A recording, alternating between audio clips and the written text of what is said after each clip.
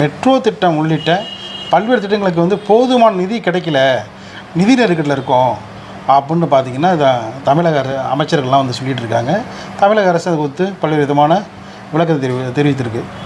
எதிரும் புதிருமாக இருந்த ஐக்கிய முற்போக்கு கூட்டணி பார்த்திங்கன்னா எதிரும் புதிரும் பிரதமர் மன்மோகன் சிங், ஜெயலலிதா இங்கே முதலமைச்சர், திட்ட கமிஷன் கூட்டம் நடக்குது, உங்களுக்கு நல்லா தெரியும், அலுவலக தலைமை நடக்குது. எல்லோரும் என்ன சொன்னாங்கன்னா இந்த கூட்டத்தில் வந்து ஜெயலலிதா கலந்துக்கவே மாட்டாங்க அப்படின்னாங்க. அந்த கூட்டத்துக்கு போனாங்க, கலந்துக்கிட்டாங்க, கூடுதல் நிதி வாங்கிட்டு வந்தாங்க. அப்போ ஜெயலலிதா கேட்குறாங்க, எப்படி இதில் வந்து கலந்துக்கிட்டீங்க? நான் மக்கள் நலனுக்காக தான் இதில் கலந்துக்கிட்டேன், நான் கேட்டதை விட வந்து கூடுதலாக நிதியை கொடுத்தாங்க அப்படின்னு சொல்லிட்டு பிரதமர் மன்மோகன் சிங்க்கும் திட்ட கமிஷன் தலைவர் வந்து அலுவலியாவுக்கும் நன்றி தெரிவித்தாங்க. நம்ம கேட்க வேண்டிய முறைன்னு ஒன்று இருக்குல்ல, அப்போ நமக்கு வந்து கேட்காமலே வந்து நமக்கு வந்து நிதி கிடைக்குங்கிறத சொல்லிகிட்டே இருக்கிறத விட ஜெயலலிதா போன்று ஒரு அணுகுமுறையை தமிழக முதலமைச்சர் எடுக்க வேண்டும் என்று நீங்கள் வலியுறுத்துறீங்களா? ஏன்னா நடுவர் அரசனுடைய நல்ல கேள்வி. நீங்கள் கலைஞர் அவர்களும் ஜெயலலிதா அவர்களும் காங்கிரஸ் ஆட்சியில் மிகப்பெரிய நல்ல திட்டங்களை பெற்றார்கள். ஒரு விஷயம் புரிந்து கொள்ளணும், கொடுக்க மாட்டேங்கிற எண்ணத்தில் உள்ள ஒருத்தட்ட போய் ஜெயலலிதா இல்லை, ஜெயலலிதாவுக்கு மேலே இருக்கக்கூடிய யாரு கேட்டாலும் கொடுக்க போகிறதில்ல. ஒரு விஷயம் புரிந்து கொள்ளுங்கள், சமீபத்தில் டாக்டர் மன்மோகன் சிங் இறந்து போனார். மறுநாள் இன்றைய முதல்வர் மாண்புமிகு ஸ்டாலின் அவர்கள் என்ன சொன்னார் தெரியுமா? இதுவரையும் தமிழகத்தில் இந்த 10 ஆண்டு கால காங்கிரஸ் யூபி ஆட்சி மாதிரி எதையும் செய்ததில்லை.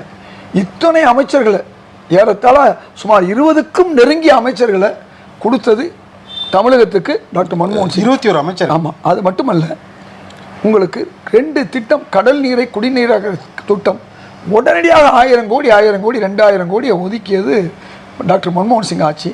சேது சமுத்திர திட்டம் 2500 கோடி கேட்ட உடனே கொடுத்தது.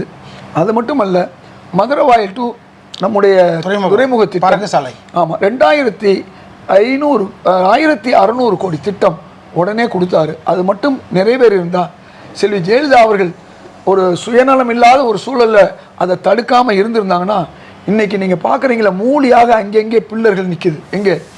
புதுமொழி ஹைரோடில். இவையெல்லாம் இல்லாமல் ஒருவன் துறைமுகத்திலிருந்து 20 நிமிஷங்களில் பூந்தமல்லி சென்றடைய முடியும் என்ற நிலையை இன்றைக்கு மாற்றியது அன்றைய முதல்வர். அதையும் அவர் செஞ்சாங்க. நீங்கள் கேட்டு வாங்கினதுன்னு சொன்னீங்க. வந்த நிதியை வந்து அதை வரவிடாமல் தடுத்தது மட்டுமில்லை, அந்த திட்டமே வரவிடாமையே செல்வி ஜெயலலிதா அவர்கள் செஞ்சதை நம்ம பார்த்தோம் தனிப்பட்ட முறையில். அதே மாதிரி சேது சமுத்திர திட்டம், அல்ல அது பின்னணிக்காரங்க நிறைய இருக்கலாம், பேரறிஞர் ஜெயலலிதா மட்டும் இல்லை சொல்கிறேன். அதுக்கு பிறகு வந்த 10 ஆண்டு ஆட்சியில் டாக்டர் மோடி அவர்கள் ஏன் அன்னைக்கு போக்குவரத்து துறை அமைச்சராக இணையமைச்சராக இருந்த பொன் ராதாகிருஷ்ணன் அவர்கள் இருந்தும் கூட நான் கொண்டு வருகிறேன்னு சொன்னார். இன்றைக்கு வரையும் 10 வருஷமாக கொண்டு வரல. ஏன் காரணம் சொன்னேன்னா, கொடுக்க மனமில்லாதவர்கள் கொடுக்கவே மாட்டார்கள், கொடுப்பவர்கள் கொடுத்து கொண்டு தான் இருப்பார்கள். இப்போ நான் உங்களுக்கு சொல்ல வேண்டிய ஒரு விஷயம், இப்போ நீங்கள் குறுக்கிட்டீங்க, டெட்ராய்டு சொல்லுவாங்க. எதை? இந்தியாவில் தமிழ்நாடு ஏன் கார் தொழிற்சாலையுடைய அந்த டெஸ்டிங் சென்டரை வந்து டாக்டர் மன்மோகன் சிங்கும் சோனியா காந்தி அவர்களும் எங்கே கொடுத்தாங்க? இங்கே தான் கொடுத்தாங்க. தமிழை செம்மொழியாக்கி பல கோடியை கொடுத்தது யாருன்னா அவங்க தான்.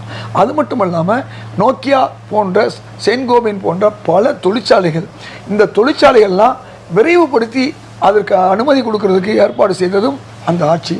இப்படி கூடங்குளம் மின் நிலையம் எப்படி பெருந்தலைவர் காமராஜர் ஆட்சியில் உங்களுக்கு நெய்வேலியை வந்து கொண்டு வந்தாரோ, பிஹெச்ஏல கொண்டு வந்தாரோ, அம்பத்தூரை கொண்டு வந்தாரோ, ஆவடியை கொண்டு வந்தாரோ, துப்பாக்கி தொழிற்சாலையை கொண்டு வந்தாரோ, ஐசிஎஃப் கொண்டு வந்தாரோ, அணைக்கட்டுகள் நிறையா கொண்டு வந்தாரோ. இவ்வளவுக்கும் அன்னைக்கு காங்கிரஸ் அரசு உதவியது. அதே மாதிரி காங்கிரஸ் அரசு டாக்டர் மன்மோகன் சிங் காலத்தில் சோனியா காந்தியோட தலைமையில் அவர்களும் கொடுத்தார்கள். ஆனால் கடந்த 10 ஆண்டுகளாக எய்ம்ஸ்னு சொல்லி இன்னைக்கு வரையும் ஒரு செங்கலை தவிர அல்லது சுற்றுச்சுவரை தவிர எதையுமே கொடுக்கல. எத்தனை வருஷமாச்சு? 8 வருஷமாச்சு. எதுக்கு? அடிக்கல் நாட்டி 2016. இப்படித்தான் இந்த ஆட்சி இருக்குது. இந்த ஆட்சி குஜராத்துக்கு மழை, சாதாரண மழைக்கு 1000 கோடியை கொடுக்கக்கூடிய இந்த ஆட்சி, புயல் வெள்ளம் எல்லாம் தமிழகத்தை சூழ்ந்த பொழுது 34,000 கோடி நம்ம கேட்டோம். வெறும் 250 கோடி தான் இத்தனைக்கும் சேர்த்து மொத்தமாக கொடுத்துருக்காங்க இந்த அரசு. இவங்க அதாவது சொல்லுவாங்க, கல்லில் நார் உரிக்க முடியுமா? முடியாது. மோடி அரசு இன்னைக்கு உத்தரப்பிரதேசம், மகாராஷ்டிரம், மத்திய பிரதேசம், குஜராத் போன்ற மாநிலங்களில் நமக்கு ஆதரவு கிடைச்சா போதும்ங்கிற அடிப்படையில் தென் மாநிலங்களை புறக்கணிக்குது, குறிப்பாக தமிழ்நாட்டை புறக்கணிக்குது. நீங்கள் முதல்வர் ஸ்டாலின் இல்லை, யார் கேட்டாலும், ஜெயலலிதா அவர்கள் மீண்டும் பிறந்து வந்து கேட்டாலும், எங்கள் தலைவர் காமராஜர் நல்ல அணுகுமுறை, அந்த தலைவரே நாளைக்கு ஒரு முதல்வராக வந்து கேட்டாலும், மோடி அரசு, பாஜக அரசு தமிழர் விரோத, தமிழக விரோத அரசு என்பது நமக்கு தெரியும். நீ இன்னொரு விஷயத்தை புரிஞ்சுக்கணும், எடப்பாடி பழனிசாமி காலத்தில் தான் பல புயல் வெள்ளம் வந்துச்சு, அதுக்கு கேட்டும் கூட ஒரு பைசா அவர்கள் ஒதுக்கலை, இது நமக்கு நன்றாக தெரியும். அந்த எடப்பாடி காலத்தில் தான் உதய் மின் திட்டத்தை செல்வி ஜெயலலிதா அவர்கள் வேணாம்னு சொன்னாங்க, வேறு வழி இல்லாமல் எடப்பாடி கையெழுத்து போட்டார். இன்றைக்கி மின்சார கட்டண உயர்வுக்கு உதய் மின் திட்டம் ஒரு காரணம். அதை விட உங்களுக்கு நன்றாக தெரியும், இன்றைக்கு தமிழ் மக்கள் வேலை வாய்ப்பில் 100க்கு 100 பெற முடியாது. அதில் ஒரு 15-20 விழுக்காடு ஒன்றிய அரசு, மோடி அரசு சொல்லுச்சுன்னு சொல்லி எடப்பாடி தமிழர்களுடைய வேலை வாய்ப்பை தாரை வார்த்தார். வேறு வழி இல்லை, பயம்.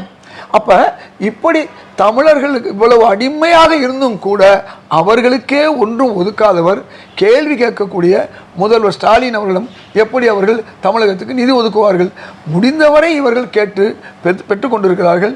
இன்றைக்கு தமிழ்நாட்டில் எஸ்சி பீப்புளுக்கு மத்திய அரசு கொடுத்த கடன் உதவி, அதாவது கல்வி கடன் இல்லை, அதே மாதிரி சிறுபான்மைக்கு கொடுத்த அந்த கல்வி உதவி கிடையாது, அதே மாதிரி ஓபிசி மக்களுக்கு கொடுத்த எந்த ஒரு உதவியுமே எல்லாமே நிறுத்தப்பட்டு கொண்டிருக்கிறது. ஏழை எளிய மக்கள் பொருளாதார மேம்பாடு அடைய வேண்டும், வளர்ச்சி அடைய வேண்டும் என்பதற்கு தான் 100 நாள் வேலை திட்டம். அந்த 100 நாள் வேலை திட்டத்தை கூடுதலாக ஆக்கியிருக்கணும், குறைச்சிட்டாங்க. இப்படித்தான் இன்றைக்கு இந்த அரசு தமிழர்களுக்கு விரோதமாக இருக்கிறது. அதை என்ன ஆச்சரியம்னா, அதை கேட்க வேண்டிய தமிழக ஆளுநர் அதை பற்றி பேசாமல் சம்பந்தமே இல்லாத அரசியல் பண்ணிக்கிட்டு இருக்காரு.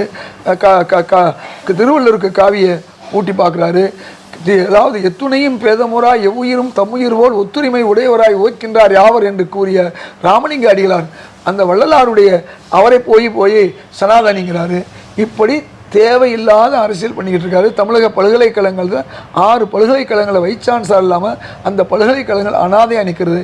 இதையெல்லாம் கண்டுக்காமல் தமிழகத்துக்கு நிதி வாங்கி கொடுக்க வேண்டியது ஆளுநர். அவர் தமிழக மக்களுடைய வரிப்பணத்தில் தான் அவருடைய பல கோடி ரூபாய் அவருக்கு செலவு பண்ணுறாங்க. இன்றைக்கு வரையும் தமிழக மக்களுக்கு மெட்ரோ திட்டமாக இருக்கட்டும், வேறு திட்டமாக இருக்கட்டும் கொடுங்கன்னு கேட்குற நிலைமையில் ஆளுநரும் இல்லை, அதிமுகவும் இல்லை.